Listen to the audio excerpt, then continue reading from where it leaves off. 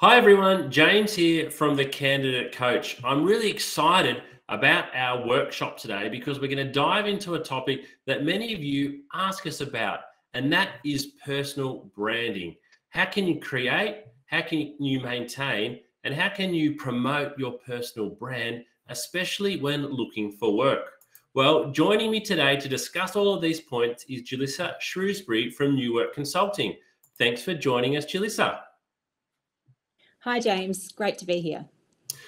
You're very welcome. Now, I guess to begin with, Julissa, why don't you tell us a little bit about your work as a personal branding coach? What does that involve? What do you do? Sure, it's certainly very interesting work. So, I am the director of New Work Consulting. So, this is a specialist advisory where we work with businesses on how their people represent themselves and represent the brand. And a big part of my work is also working with people on their personal branding. So I do a lot of speaking and writing on what personal branding is for professional people and how they can shape their personal brand to help them with their careers. Okay, very interesting. So, what actually is a personal brand? How do you, as a personal branding coach, define it? What's it made up of? So I would say personal branding is about getting clear on some messages around who you are in the work that you do, what it is that you do, who you serve or who you work with, and then also things like why you do what you do, why it's important to you and your values, and why would people choose to work with you. So Mm, when you get clear on the messages that you want to communicate about who you are in business or in your career, then you're able to put that forward to people and give the right impression as well. okay. So, how do we then go and create a personal brand? For a lot of people, it sounds like a nice idea. For some people, it sounds really confusing. Somebody said to me the other day, "Oh, personal branding, that's just your LinkedIn profile." But to me, it is partly your LinkedIn profile, but it's so much more than that. So, how do we go out and actually create a personal brand? Yeah, you're absolutely right, James. It's so many more things than just your LinkedIn profile. So, it's a whole lot of different touch points around how you communicate, both in person and online. And it's really, first of all, about getting clear. So, why are you working on your personal brand to begin with? So, having very clear goals about what you want to achieve, and that can change over time, right? So, this year it might be to get a particular job or a particular role or to move up within an organization. Next year, it could be something different. So, your personal brand goals are your starting point. And then from there, you have to think, well, who needs to see my personal brand? Who needs to see the messages about who I am and what I can do in order to help me achieve those goals? So, in other words, who's your target audience? So I Mm, really think about personal branding strategically, just like you would think of a business brand. So, what are our key messages? Who's our target market or our target audience? And then, finding a way or a strategy to communicate those messages to that audience. So it starts with your goals, then you need to be clear on who it is that needs to see your brand. And then you need to think about what are the things they need to know about you and how are you going to reach them with those messages. okay, that's very interesting. So, can we actually change what we want our personal brand to portray from time to time?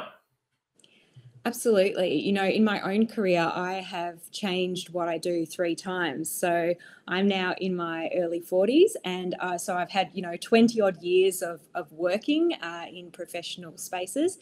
I started off as a primary school teacher. I then, after sort of towards the end of my 20s, I moved into corporate photography and I had my own business as a corporate photographer with a small team.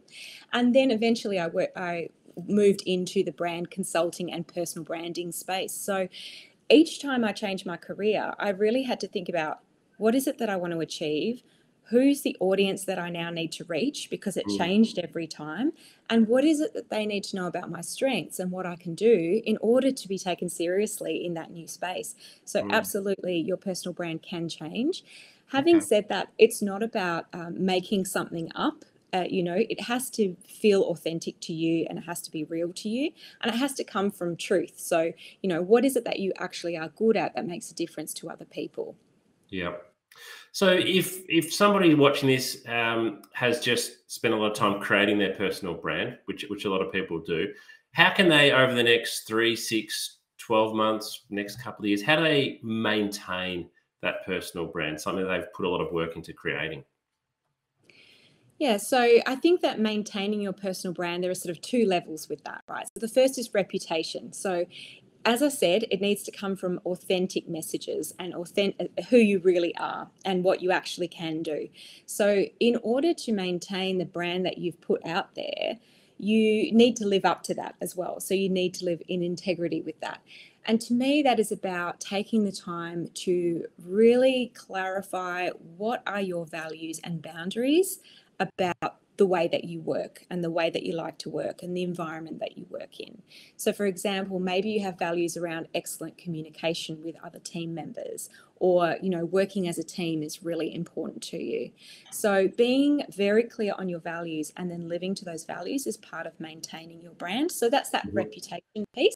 But then also maintaining your brand is about maintaining visibility. So we started by talking about, I think you mentioned, James, LinkedIn profile. That's one aspect of your personal brand, but you may have lots of different ways that you are communicating your brand. So perhaps you're building your network and you're going to networking events, or you're having coffees with people and you're developing those relationships. So maintaining your personal brand is about maintaining visibility and connection in real ways with those people. It could be that you are creating thought leadership using LinkedIn or other social media spaces to show what you care about and where you influence in the work that you do. So it's about consistency with those messages, keeping up to date, keeping visible. Yeah. I once had somebody describe to me that not, I guess, maintaining and not working on your personal branding is kind of like a company stopping marketing their services for a period of time. And then at the end of that period of time, when they haven't been marketing their services, expecting their brand to be just as good when they've kind of dropped off the radar. So job seekers in particular need to continue, I think, to maintain their personal brand, specifically when they're not looking for work, so that that brand is strong when they are. So let me follow up then, and let's move the discussion a little bit more now, just to focus on job seekers. If you're looking for work at the moment, what are some particular things you should do with your personal brand to make sure that it's helping your job search and not hindering it? Yeah, I think that people these days are being a lot more proactive with their job search. So they're not just stopping at applying for jobs that they see online, or even using recruiters, which are, obviously very valuable tools, but they're actually thinking about their personal brand. I've walked into various training institutions, universities, where I see undergraduates who are already thinking about their personal brand. They have some awareness of this, and they're asking me questions around, what else can I do to be visible and to be known? And another concern is, when you don't have a lot of experience, how do you start to develop a personal brand, which we can talk about as well. But I think being proactive and thinking about how do I really maintain a really clear positioned LinkedIn profile? How do I develop some kind of voice or thought leadership around a particular area that's relevant to my work? How do I demonstrate what I've already learnt about or what I've already done? And being clear on, what are the things that I bring as a person that are helpful to teams, to my boss, and to other stakeholders such as customers and clients for that business. So understanding your own traits and your own experience and how and what value that brings, and then having some words around how you're going to communicate that in an interview, on your CV, in email introductions, and any other opportunities you have to network and talk about your career. Yeah. Well, let's touch on students then, because it's a very common scenario that, a student graduates. There'll be students watching this video who'll be graduating over the next couple of months. They may have performed well in their studies. During studying, they have worked in, let's say, hospitality. They might have created a LinkedIn profile, but they're really not sure about, the next steps that they should take because they don't have, I guess, any commercial experience yet. Well, what are 2 or 3 practical things that they can do, Julissa, to start to really build on that personal brand? I think, and I keep saying the same thing, but it is the most important thing, is first of all, getting really clear on 2 or 3 messages about who you are and what you bring to any situation that you can communicate on, say, your LinkedIn profile and other spaces as well. So, what are the traits you've had that you've probably had since you were a kid that have helped you to achieve things or have helped others? Those are the sorts of things you can sort of dig deep and think about and then communicate to others in interview, etc. So even if you've had no experience, that's a good starting point. Understanding yourself and being able to communicate your strengths. Also, of course, understanding your weaknesses and the things that you need to work on. If you demonstrate that you are teachable and that you are collaborative, you're willing to work with others and learn from them and grow, and that you have confidence in your ability to learn, those are really strong starting points from the perspective of any employer. From there, I think if you've got any opportunity to do some volunteer work or jump on a committee within your profession, those things are going to add credibility to your profile and experience, of course. So those are really good things to demonstrate as well. Fantastic. Looking at the other end, I guess, of the career life cycle, we do often associate social media profiles quite heavily with personal branding. How can particularly mature job seekers maintain a strong personal brand if they aren't active online? So I would start by saying that I think just as a baseline, having a LinkedIn profile that you've set up, even if you don't use social media at all, including LinkedIn, then that is going to really be helpful. And there are a couple of reasons for that. Recruiters always look at your LinkedIn profile, and potential employers may look at your LinkedIn profile. If somebody Googles you, that is a really great way for them to understand your experience because it's all there and it's highly visible on Google. So, doing yourself the favor of being visible for the right reasons online is extremely important in this day and age. So even if you're not keen on social media, that's okay. But having just a LinkedIn profile that is up to date and really well thought out and positioned is going to go a long way to help you.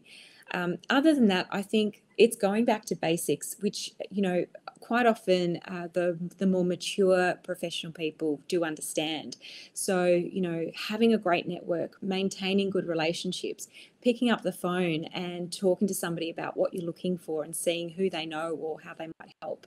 You can still be proactive about demonstrating what you offer and what it is that you're looking for without necessarily being online. Okay. Fantastic. Now, Julissa, you've created for us a wonderful personal brand checklist that everybody watching this video today can download from the candidate coaching platform to make sure, that they're ticking everything off. One of the things I wanted to ask you about is point number 10 here. We've got align with the right brands. Align with the right brands. What do you mean by that? And how can somebody actually show that they're aligning with the right brands? Well, I think that I'll start by saying everything that we do on social media is highly visible. And one of the things that we do every day without thinking about it is align ourselves with different brands by the way that we engage with them. So whether it is that we're recommending a particular business or service or product, or we're just talking about it and showing interest, or we might be part of certain groups or associations, that's all saying something about us. They say that your tribe says a lot about you. So the people and the products that you engage with say something about you as well. So it's helpful to think about, how can I add further credibility to my brand, show the depth of my understanding and involvement in my particular space, in my industry, by proactively aligning with some of these brands. So that could be, as I said, joining professional associations or industry associations in your space. It could be getting committees. It could be resharing content such as events that are coming up and things like that, but also just being mindful about how you engage, particularly in the online space. Yep. My favorite point from the checklist is number 4, creating an elevator pitch. And one of the online workshops that we run every month talks about the importance of creating an elevator pitch. Because from a recruiter's point of view, when you speak to not necessarily just a candidate, but you speak to anybody and they can articulate, succinctly who they are, what they've done, what they're good at, and what they stand for, it just creates such a wonderful, wonderful first impression. Well, thanks very much for joining us today, Julissa. There is so much that we can unpack when it comes to personal branding. As I mentioned, if you are watching this video, please go and download the checklist that Julissa has created for us. Even if you feel that your personal brand is really strong, it's something that you can continue to work on. Julissa, thank you very much for your time today. I've really enjoyed speaking with you. Thanks, James. It's been great to be here, and wishing everyone the best of luck with their careers. Goodbye for now.